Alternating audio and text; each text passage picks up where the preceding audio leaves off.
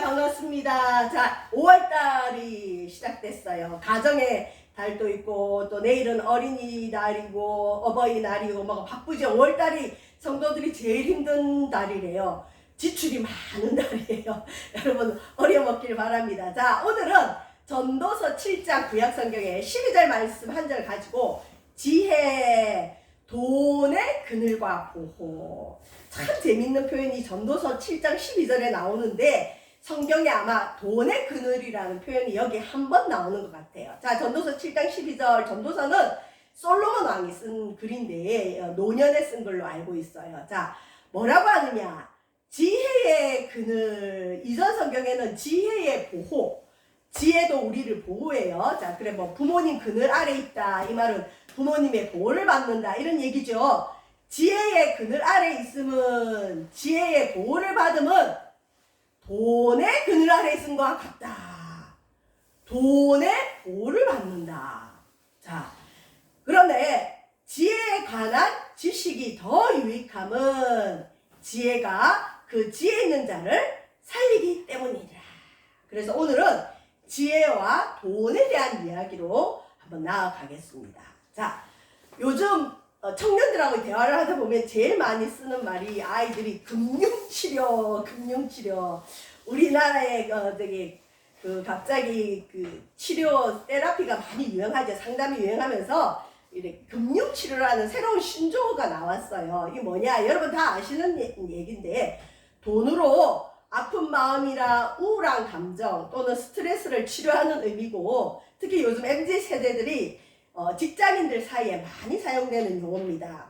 직장 생활이 힘들어도 월급이 올라가거나 상여금이 들어오면 내가 금융치료 받아서 견뎌, 이런 말을 아이들이 많이 하더라고요. 그래서 그런 물질로 스트레스가 사라지는 현상, 또 예를 들면 여러분 가난이 주는 스트레스는 굉장해요. 이 결핍과 궁핍이 오는 특히 의식주의 문제가 치매를 받을 때 사람은 굉장한 절망감에 빠지는데 그게 우울증이 될 수도 있죠. 그러니까 극빈자 가정에 이 굉장한 우울증이 올 수 있어요. 근데 그 원인이 뭐냐? 가난 때문에 오는 거라면 나라에서 복지 혜택을 주면서 최저 생활을 보장해 주면 그 우울증이 낫는 경우도 꽤 많이 있습니다. 자, 금융치료라는 말이 있습니다. 자, 이처럼 돈에는 힘이 있어요. 돈이 힘이다. 뭐 또 사람은 배신하지만 돈은 배신 안 한다, 이러면서 세상은 돈의 원리로 살아가는 게 맞아요. 여러분 경제의 원리로 살아가고,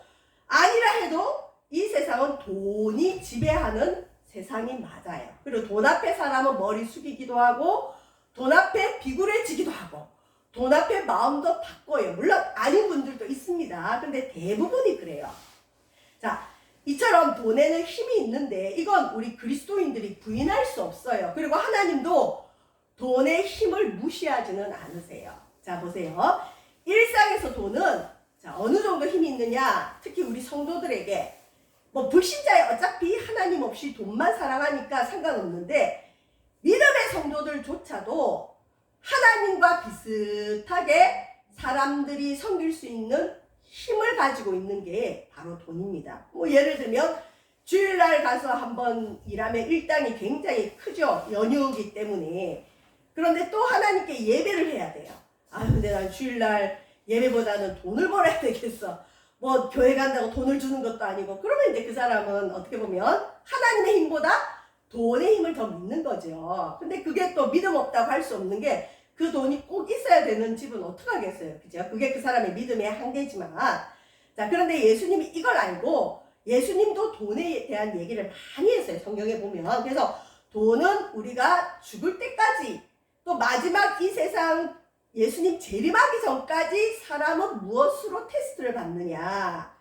영적인 시험을 받느냐? 돈입니다.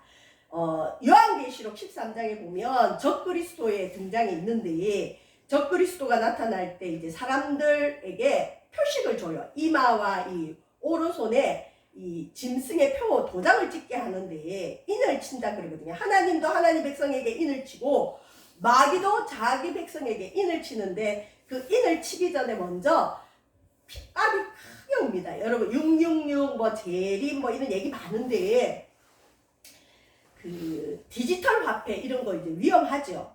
근데 디지털 화폐 이걸 지금 어느 은행에서 우리나라에 시범적으로 하고 있어요. 공산주의에서 그걸 많이 하는데 디지털 화폐를 하면 우리의 전 재산을 국가가 통제를 할 수 있어요. 그리고 결제도 이제 카드도 아니고 이제 그냥 몸에 뭘 박아서 할 수도 있고 뭐 하여튼 좀 복잡합니다. 그런데 그게 666이냐 그건 잘 몰라요.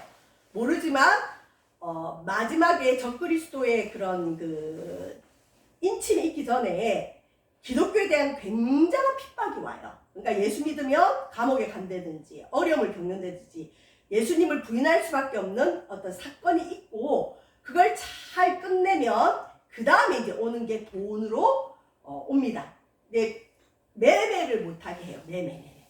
그러니까 예를 들어서 나중에 우리나라나 전 세계가 디지털 화폐로 다 바꾼다. 그래서 디지털 화폐를 쓰려면 카드도 불편하죠, 실은. 그래서 스마트워치도 있지만 이것도 불편해. 그러면 몸에 칩을 박자. 근데 이거 나는 우리 그리스도인들은 이거 666이랑 비슷해서 우리는 못 받는다. 근데 그러면은 매매를 못 하는 거죠. 근데 어쨌든 그게 666일지 아닐지 모르지만 마지막에는 매매를 못하는 상황, 돈에 대한 시험으로 성도와 마귀의 자녀가 나뉩니다.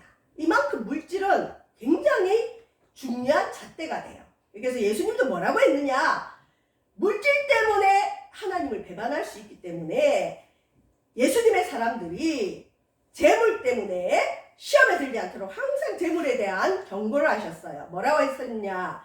한 사람이 두 주인을 섬기지 못할 것이니 너희가 하나님과 재물을 겸하여 섬기지 못하느니라. 하나님도 좋고 돈도 좋고 그래서 나는 하나님도 붙들고 돈도 붙들래요. 그렇게 할 수 없다는 거죠. 둘 중에 하나는 반드시 경중이 있어요. 자기는 하나님을 더 사랑한다고 말은 하지만 실은 마음은 재물에 가 있는 사람이 더 많아요. 그래서 우리 주님은 속일 수가 없어요.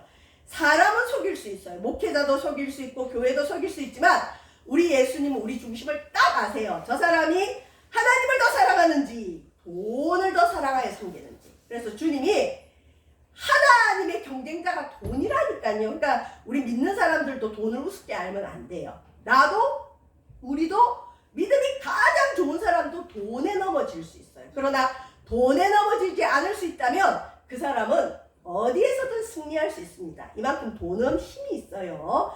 저와 여러분 특별히 우리 세바속교회 또 이 영상을 보시는 분들 하나님보다 돈을 더 사랑하지 마시길 바랍니다. 두 주인을 섬길 수가 없어요. 하나님만 섬겨야 됩니다. 그러면 돈은 따라오게 되어 있습니다. 자, 그 다음에 예수님이 그래도 제자들이 못 알아들을까봐 부자가 하나님 나라에 들어가는 게 어렵다. 어느 정도로 어렵느냐? 낙타가 바늘귀로 들어가는 게 보다 어렵다. 여러분 낙타 알죠? 낙타. 뭐 우리나라로 하면은 소만한 거. 말 같은 게 여러분 바늘귀 쬐그만하게 통과할 수 있어요? 없어요? 없어요. 이 말은 뭐냐? 부자는 하나님 나라에 못 들어간다는 말인데 그러면 여러분 이 땅에 정말 부자들은 하나님 나라에 못 들어가나요? 그건 아니에요. 그 말이 아니고 부자인데 물질을 우상하고 하나님보다 물질을 사랑하면 천국 못 가죠. 그러니까 부자가 하나님 나라에 들어가기는 확률적으로 어렵다. 차라리 가난하여서 천국 가는 게 낫지 물질이 많아서 교만해지고 자만해지고 자고하고 그 물질 때문에 그 사람이 타락하고 이기적이 되고 그래서 하나님과 멀어지고 자기가 신인 줄 착각하는 그렇게 되는 것보다는 차라리 가난한 게 낫다. 부자가 하나님 나라에 들어갈 확률은 굉장히 좁습니다. 저 여러분 너무 부자가 되지 않기를 바랍니다. 주님을 버릴 정도로 부자가 되지 마십시오. 자, 그러면 부자는 진짜 천국에 못 가느냐? 그런 뜻은 또 결코 아닙니다. 이 땅에 부유함으로 하나님을 잘 섬기는 경건한 부자들도 얼마든지 있고 예수님 당시에도 경건한 부자들이 많았습니다. 그 뜻은 아니에요. 자, 돈에는 힘이 있다.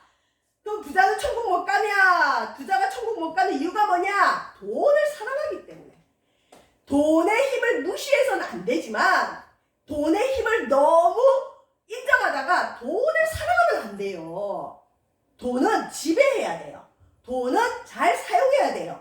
돈은 하나님을 위해서 쓸 줄 알고, 우리 자신을 위해서 쓸 줄 알고, 우리 가정을 위해 쓸 줄 알아야 돼요. 자, 성경에 사도 바울이 디모데전서 6장 10절에 뭐라고 했느냐? 돈을 사랑함이. 이 당시에 초대교회 성도들 중에도 돈 사랑하는 사람들이 많았다는 거예요. 돈이 최고지 이러면서 돈을 쫓아가는 거예요. 여러분, 돈을 사랑할 수 있대요. 여러분, 사랑은 인격적인 관계죠. 우리가 하나님을 사랑하고 가족을 사랑하고 친구를 사랑할 수 있어요. 그런데 인격적이지도 않은 이 물체, 아무것도 아닌 돈을 성도들이 사랑할 수 있대요. 사랑하면 여러분 큰일 납니다. 우리는 하나님 사랑하고 사람 사랑해야지 돈 사랑하면 안 돼요. 사랑하면 그 생각만 하죠. 누군가를 사랑하면 그 사람 생각만 해요. 성도들 중에 교회 와도 돈 생각, 집에 가도 돈 생각, 오로지 돈. 그럴 수 있어요. 안 돼요. 우상 숭배입니다. 돈을 사랑하게 되는 것이 1만 악의, 1만이라는 건 만 개의 악의 뿌리가 되나니, 모든 악의 뿌리는 실은 돈이에요. 그래서 마귀도 돈으로 시험하고, 적그리스도가 마지막에 뭘로 테스트한다고요? 자기 그 마귀의 백성을 뭘로 찾는다고? 매매 돈으로 하는 거예요. 그래서 1만악의 뿌리예요. 돈을 사랑하면 안 돼요. 자, 돈을 사랑하기 시작하면 탐내요, 탐. 내게 주신 것만 보는 게 아니라 내게 없는 것을 넘어서 어떻게 하면 더 돈을 많이 벌까? 탐을 내는 거예요. 자, 탐을 내면 무슨 일이 벌어지느냐? 아름다울 미자에 혹하는 거. 유혹에 빠져요. 야, 저기 투자하면 5배 이익이 온대. 야, 저 아파트 지금 미분양 돼가지고 완전 헐값에 나오는데 저거 잡아놓으면 나중에 10배 이상이 떠서 부풀려서 우리가 큰 부자가 될 것 같아. 말도 안 되는 것에 미혹, 속는 거예요. 미혹을 받아. 특히 믿음의 사람들이 돈 사랑하기 시작하고 세상 물질 사랑하기 시작하면 어떻게 되느냐? 믿음에서 떠나. 에이, 믿음 소용없어. 하나님이 뭐 나한테 돈을 주시나? 여러분, 하나님 돈도 주세요. 떡도 주세요. 옷도 주세요. 집도 주세요. 실제로 제가 저보다 한 살 어렸지만 저하고 친구처럼 지냈던 동생이 한 명 있었는데, 꽤 오래 사귀었는데, 여자였는데, 아빠가 은행 지점장이고 뭐 형부는 어디 그 포스코 임원이고 집안이 빵빵해요. 근데 그 집이 물질에 시험을 받았어요. 아빠가 마지막 퇴직했을 때 받은 그 은행장으로서 퇴직금이 어마어마하잖아요. 아, 근데 이걸 그냥 잘 관리해서 그냥 노년을 좋게 살았으면 좋은데 주변에 그렇게 이상한 사람들이 많았나 봐요. 그래서 어딘가에 투자하자 그래서 투자를 했는데 완전히 사기를 당한 거예요. 그래서 그 집이 어마어마한 고통을 겪었어요. 물론 그걸로 인해서 아빠가 예수를 믿게 됐긴 했지만, 자, 그 집도 그랬는데 그 언니가 남편이 포스코 임원이었는데, 아유, 그 또 남편의 아버지가 역술인이었어요. 철학관의 그 점 보는 사람이다 보니까 그런 것들이 지배를 하면 여러분 이상하게 가보면 아무리 뛰어난 사람이라도 무식한 일들을 많이 해요. 그 형부가 무슨 일을 했느냐? 포스코 다니면서 그 당시에 굉장히 인기 많았던 빠찡거에 빠진 거예요. 빠찡거. 근데 결혼할 때는 제 친구 엄마가 너 우리 딸이랑 결혼하려면 예수 믿어야 되고 세례 받아야 되고, 그다음에 그분이 순복음교회 열심히 있는 또 우리 권사님이었어요. 그래서 순복음은 방언을 안 받으면 믿음을 인정을 잘 안 했어요. 이전에는. 지금은 아닙니다. 자, 그래서 사위 보고 방언도 받아야 돼 그랬어요. 여러분, 불신자가 방언 받기가 쉬울까요? 그런데 이 남자가 제 친구 언니랑 결혼하고 싶어서 진짜 열심히 예수 믿고 세례 받고 방언까지 받고 결혼을 했어요. 결혼을 했는데 이런 아빠가 뭐 한다고 그랬죠? 역술인, 점 보는 사람이잖아요. 마귀가 가만히 안 두죠. 약속은 했지만 지킬 그 힘이 없는 거예요. 왜? 돈 사랑 많이 하고 마귀 역사하면 지저분한 일들이 일어나요. 그래서 빠진 거에 빠진 거예요. 그래가지고 교회를 안 가더래요. 부인이 어마어마한 배신감을 가졌죠. 자, 뭐 이렇든 저렇든 빠진 거에 빠지고 나중에 몰랐대요. 부인은 열심히 주를 믿었는데 주일을 엄청나게 열심히 했는데 나중에 몇 년 지나 보니까 남편이 어마어마한 빚을 진 거예요. 여러분, 그 배신감은 말할 수가 없어요. 그리고 또 제 친구 언니가 하나님에 대한 배신감도 가진 거예요. 왜?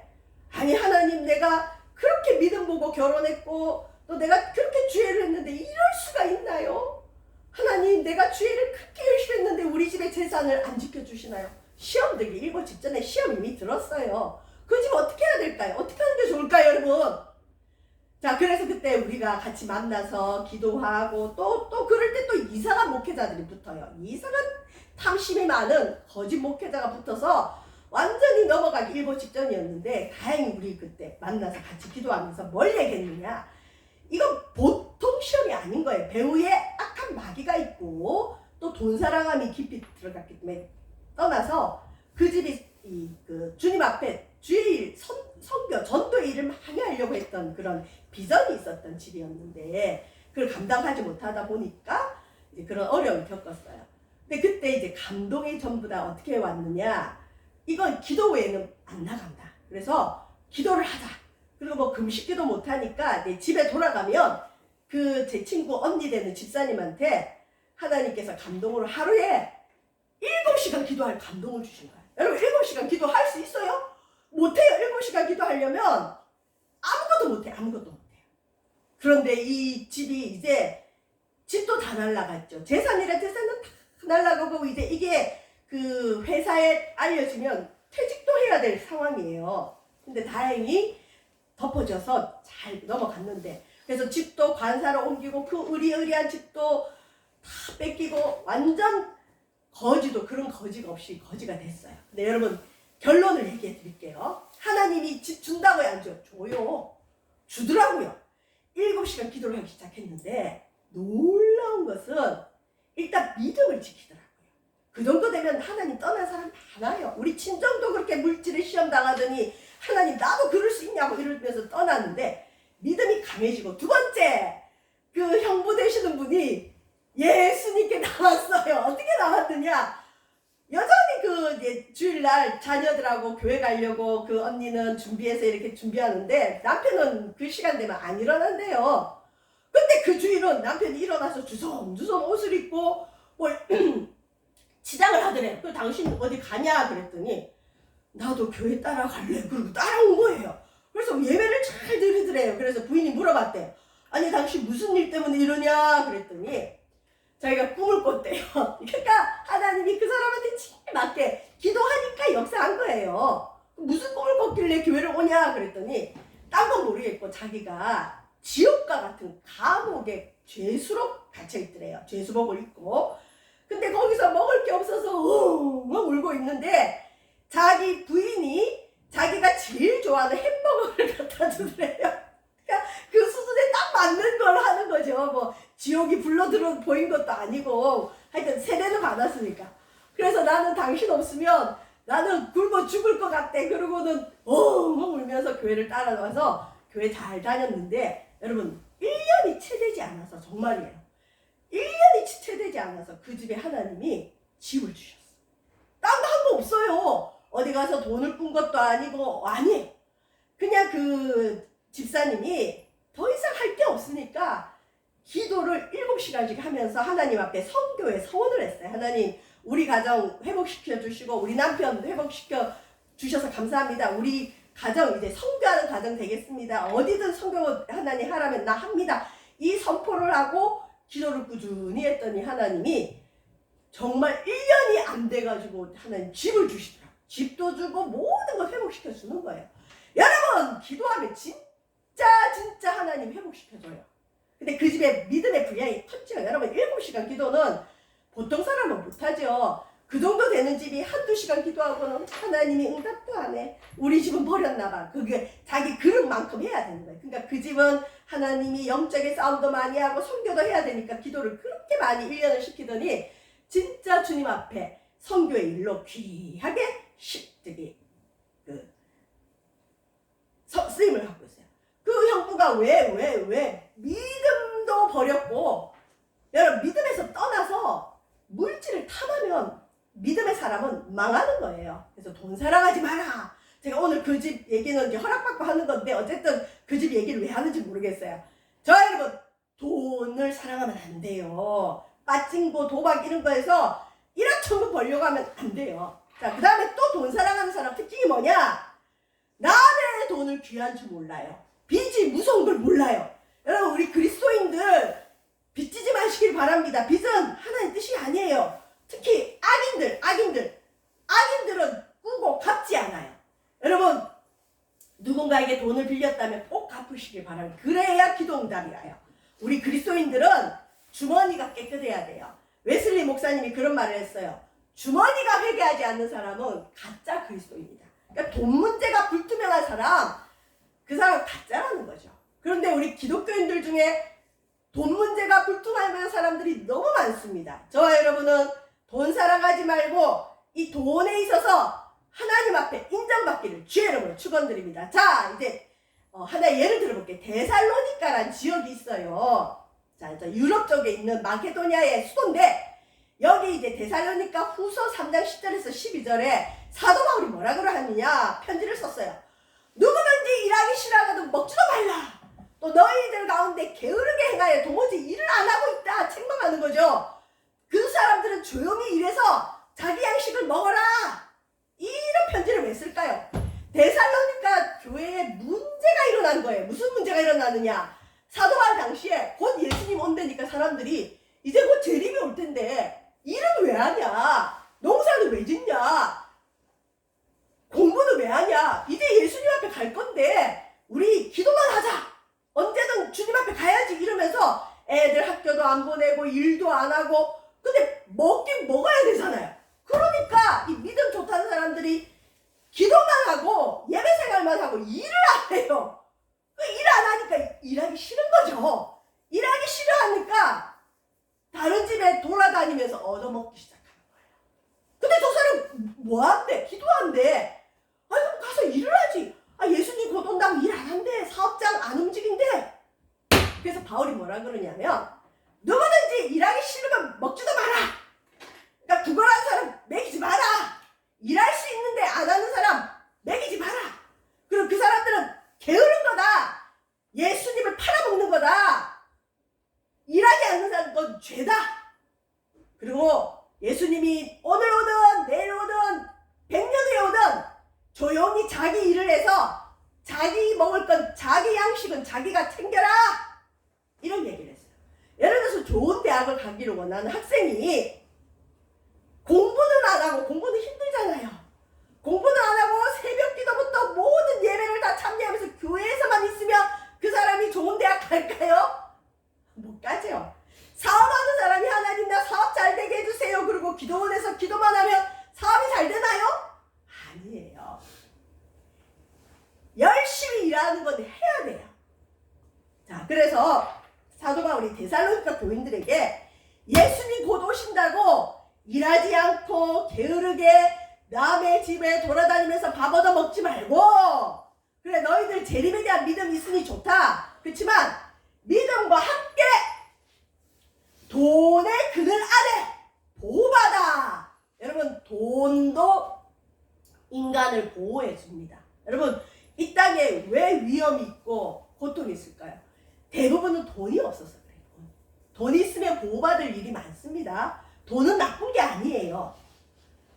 돈으로 막을 수 있는 건 막아야죠. 근데 돈이 없어서 못 막을 때는 하나님을 찾죠. 근데 이왕이면 돈으로 막을 수 있는 것도 막으세요. 그건 믿음 없는 게 아니에요.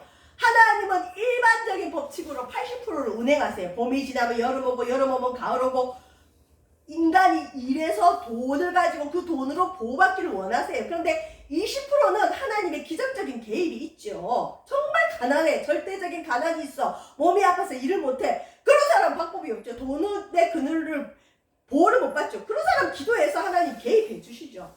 믿음이 좋다고 해서 모든 걸 기적적으로 하나님이 개입해 주진 않아요. 인간이 할 건 인간이 해라.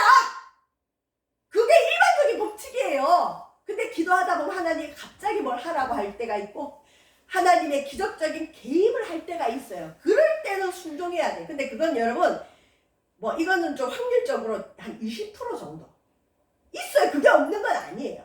근데 일반적으로 때 되면 밥 먹고 때 되면 자고 때 되면 일하고 불신자들하고 똑같이 살아가는 게 우리 믿음의 사람이에요. 그게 믿음이 없는 게 아니에요. 돈을 벌어서 하나님 앞에도 하나님 일하지만 모을 수 있으면 또 모아서 어려울 때, 궁핍의 때에, 위기의 때에 보호를 받는 것도 하나님의 일이에요. 어떤 사람은 성도나 교인들이 저축하는 게 죄라고 그래요. 심지어 이런 경우도 있었어요. 보험이 한창 유행할 때 보험 드는 것도 불신이 아니다. 그래서 어떤 신학대학 교수님은 보험 든 사람 손들으라 그래갖고 보험 든 걸 막 야단을 쳐요. 그건 아니거든요. 보호받을 수 있는 거 보호받고 보험 들었다고 해서 하나님을 안 믿는 건 아니잖아요. 그죠? 그러니까 우리가 특히 믿음이 좋아질수록 정상적인 사고를 좀 제대로 할 수 있어야 돼요. 하나님이 때로는 어떤 경우는 보험 하나도 없이 지켜주는 사람도 있어요. 보험 들 힘이 없는 사람. 근데 보험 들 수 있으면 보험 이게 다 너무 지나치게 많이 드는 것도 그건 불신앙이에요. 적당하게. 돈도 인간에게 그늘을 줘요. 보호를 받을 수 있게 해줘요. 사도 바울이 너희들 일해라. 일해서 배고픔을 돈의 그늘을 안에서 보호받아라. 왜 믿음을 팔아서 다른 사람 괴롭히냐. 그렇게 살지 마라. 그리고 그런 생활을 뭐라 그러냐. 규모 있게 생활한다. 저도 기도한다는 분들 중에 엉터리 분들을 너무 많이 만났어요. 예를 들면 이 돈이 씀씀이가 있잖아요. 이전에 부유하게 살았던 사람은 규모를 못 줄여요. 크게 쓰던 사람은 자꾸 크게 써요. 어떤 집사님하고 기도와 같이 했는데 그분이 이제 밤에 되면 우리 삼각산에 올라갔어요. 서울에 살 때. 그러면 택시를 타야 되잖아요. 근데 이왕이면 버스가 있을 때는 버스를 타야 되는데 이분은 무조건 택시를 타는 거예요. 그러고는 아니 집사님 지금 돈 없잖아요. 남편 부도 받아서 지금 도망 다니고 하여튼 집에 돈이 없어요. 근데 뭐라 하느냐. 하나님이 다 채워준다는 거예요. 그리고 돈은 자꾸 써야 들어온대요. 에이 그런 게 어디 있어요. 그러면 어떻게 됐을까. 진짜 다 채워주는 경우도 있지만 인간이 아낄 때는 아끼고 규모 있게 아니 지금 그 집 부도 나서 먹을 것도 없고 근데 무슨 택시를 타고 돌아다녀요. 버스가 있으면 버스 타야지. 근데 그런 그리스도인들이 많아요, 여러분. 그러니까 불신자들한테 저 기독교인들 좀 이상하다 그러잖아요. 광신자가 그런 게 광신자예요. 하나님은 일반 법칙을 무시하진 않아요. 그래서 오늘 전도서에도 돈의 보호를 얘기하는 거예요. 이 돈의 보호가 지혜의 보호와 거의 동급이다. 돈 무시하지 마라. 그리스도인들 돈 무시하지 마라. 돈이 없어서 대부분 울어요. 돈이 없어서 고통을 겪어요. 저와 여러분 돈의 보호를 무시하지 마세요. 주님이 그랬잖아요. 오죽하면 하나님의 경쟁자가 돈이겠어요. 그렇지만 돈을 우상해 하거나 돈을 사랑하지 마라. 그래서 믿음이 좋으면 여러분 규모 있는 생활을 하도록 권면하고 있습니다. 자 이제 말씀 정리하는데 유대 랍비의 글에 자녀에게 먹고 사는 방법을 가르쳐주지 않으면 도둑질을 가르치는 것이 된다. 그래서 유대인들은 어려서부터 먹고 사는 법을 가르쳐야 됩니다. 경제 개념을 가르쳐야 돼요. 그래서 이 유대인들이 전 세계 경제권을 지배하고 있잖아요. 유대인들이 전 세계 돈은 다 갖고 있어요. 저와 여러분 특별히 유대인들은 뭘 가르치느냐. 전쟁이 나거나 위기 때는 여러분 기술로 먹고 살아요. 그러니까 손으로 일하시는 걸 꼭 가르쳐요. 무슨 자본이 없어도 내 손, 내 몸 움직이면 먹고 살 수 있는 걸 하나 이상은 가르칩니다. 저와 여러분도 꼭 그러길 바랍니다. 저도 여기에 꽂혀가지고 야 내가 손으로 먹고 살 수 있는 게 뭐 없나 생각해 본 적이 있어요. 위기 때는 자본 없이 내 몸이 움직여서 일할 수 있는 게 하나 이상은 있어야 됩니다. 그걸 하나님 무시하지 않아요. 그러니까 유대인들이 세계 경제를 지배하죠. 돈을 사랑하는 게 아니라 기독교인도 돈을 벌어야 돼요. 그리고 이 돈을 잘 사용하는 법을 가르쳐야 돼요. 돈의 소중함을 가르쳐야 됩니다.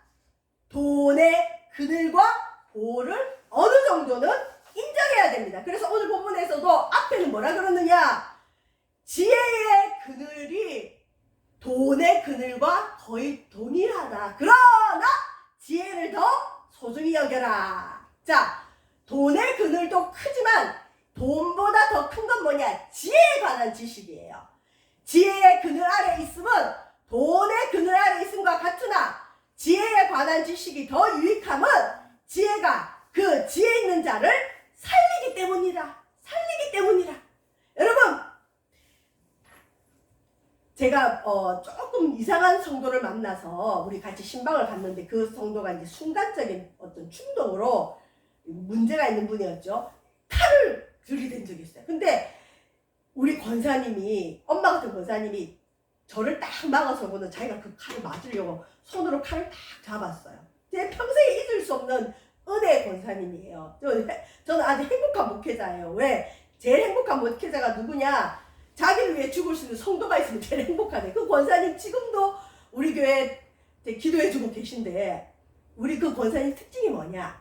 지금은 이제 80 넘으셨는데 지금도 아침에 일어나면 나갈 때가 있어야 된다고 머리 감고 예쁘게 해서 지금도 동사무소에 배우러 다니세요. 그리고 그분은 이 지혜에 관한 지식, 이걸 소중히 여겨서 평생 뭔가를 배우세요. 평생. 그래서 우리가 묻죠.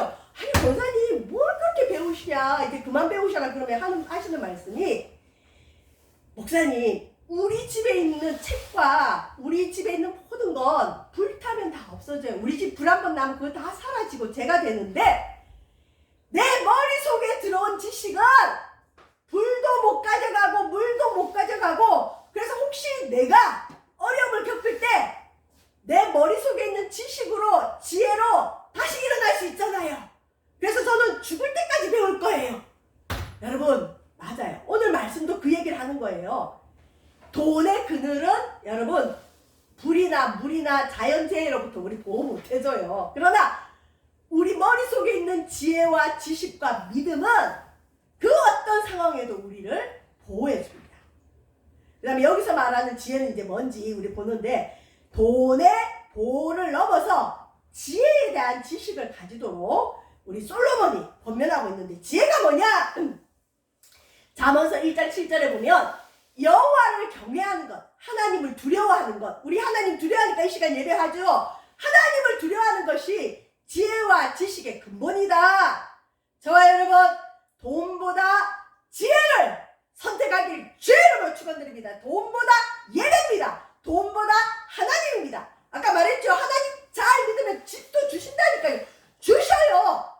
저는 그걸 너무 많이 봤어요. 너무 많이 봤어요. 하나님은 기적의 하나님이에요. 자, 근데 지혜, 특히 구약의 지혜는 누구를 예표하느냐, 누굴 가리키냐? 신약에 나오시는 예수 그리스도가 지혜세요.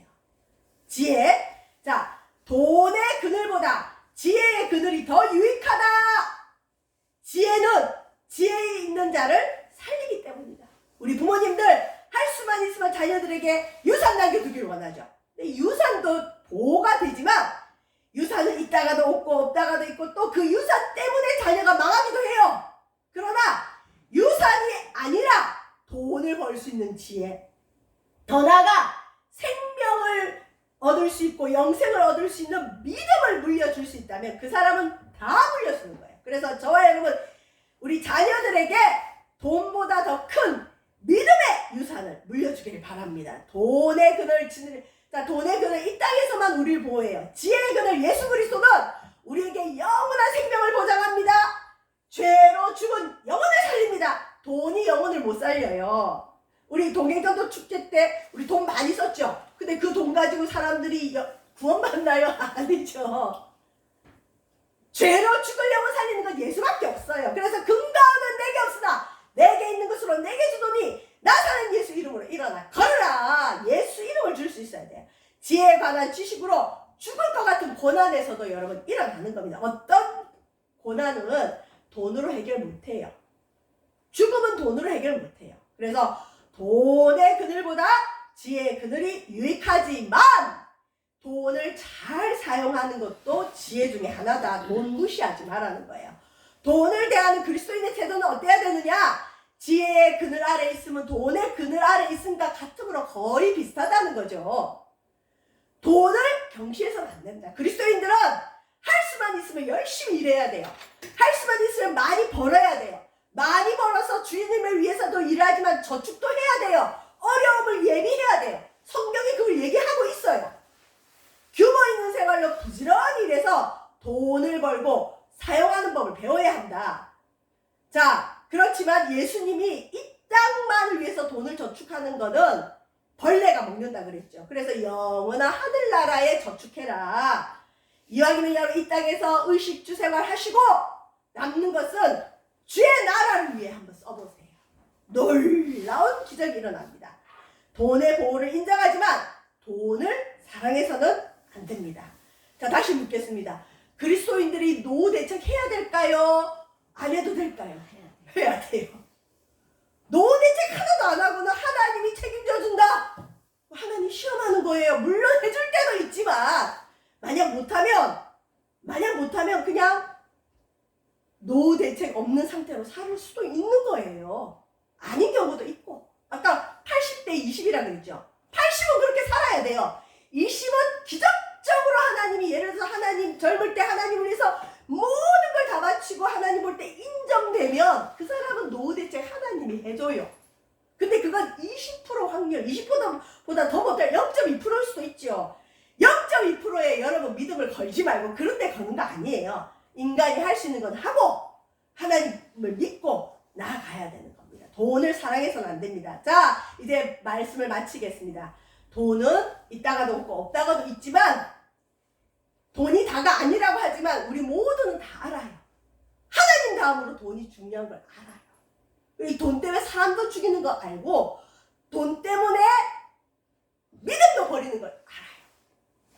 돈은 중요하지만 돈의 마음 뺏기면 안 됩니다. 돈은 다스리는 겁니다. 그리고 우리는 그럼 내가 어느 정도로 돈을 추구해야 되느냐? 사도 바울이 디모데 전서에 이렇게 얘기합니다. 우리가 세상에 아무것도 가지고 온 것이 없음에 또한 아무것도 가지고 가지지 못하리니 빈손 들고 가죠. 그래서 우리가 먹을 것과 여러분 집에 먹을 거 있죠? 아멘. 입을 것과 입을 거 있죠? 그러면 족한 줄 알아라. 아이고 하나님 감사합니다. 먹을 거 주셔서 감사합니다. 입을 거 주셔서 감사합니다. 그리고 주의 일 하라는 거죠. 항상 먹을 것과 입을 것은 주님 주시죠. 부하려 하는 자는 근데 그걸 더 넣어서 부자가 저 사람보다는 내가 부자가 돼야 되겠다. 그런 거는 좋지 않아요. 예를 들어 하나님이 그 사람 복 주려고 할 때 물질에 대한 비전이 생기긴 해요. 근데 그건 하나님 목적이 있어요. 하나님 일에 대한 목적. 근데 내가 큰 소리 치고 싶어서 부하려 하는 자들은 시험과 올무와 여러 가지 어리석고 해로운 욕심에 떨어지다니 그 사람으로 파멸과 멸망에 빠진다. 저 여러분 믿음의 사람이 탐욕을 부리면 파멸과 멸망에 빠집니다. 그래서 우리는 자족 주신 것에 그냥 감사하면서 어제 살았던 것처럼 오늘도 열심히 살아가시기를 주의 이름으로 축원드립니다. 기도하겠습니다. 지혜의 그늘과 돈의 그늘이 동일하다고 했습니다. 그러나 지혜에 관한 지식이 더 유익함은 지혜는 사람을 살립니다. 돈이 사람의 영혼을 살리지는 못합니다. 그러나 돈은 이 땅에 사는 동안 우리를 보호해 줄 수 있는 힘이 있습니다.